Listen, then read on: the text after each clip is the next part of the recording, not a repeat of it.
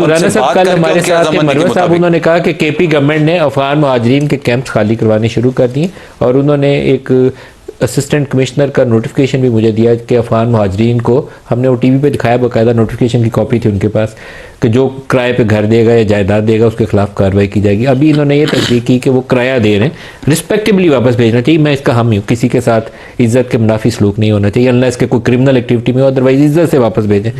हमारी पॉलिसी इस वक्त क्या है? हमने खाली करवाए हैं कैंप्स केपी में? देखिए, कैंप खाली करवाए हैं और दूसरा ये है कि इसमें तो कोई दूसरी राय नहीं है कि इज्जत एहतराम के साथ भेजना चाहिए और उनका जो भी किराया या जो भी उनके साथ कमिटमेंट हुई है किराए के अलावा, मेरा ख्याल थोड़ा सा वो रकम ज़्यादा है, वो उनको अदा होनी चाहिए। बाकी जो आपने बात शेर अफजल साहब के हवाले से की है, मरवत साहब के हवाले से की है, और जो बात ये शफ़ी जान साहब ने की है, मैं शफ़ी जान साहब की बात को इंडोर्स करता हूँ। ये बात दुरुस्त है। ये मुखालफत कर रहे हैं ऑपरेशन जी, ये नहीं, हाँ बिल्कुल ये मुखालफत कर रहे हैं।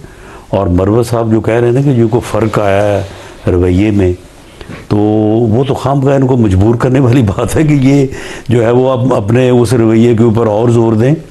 मेरी असेसमेंट के मुताबिक कोई फ़र्क नहीं है। कोई फ़र्क नहीं है।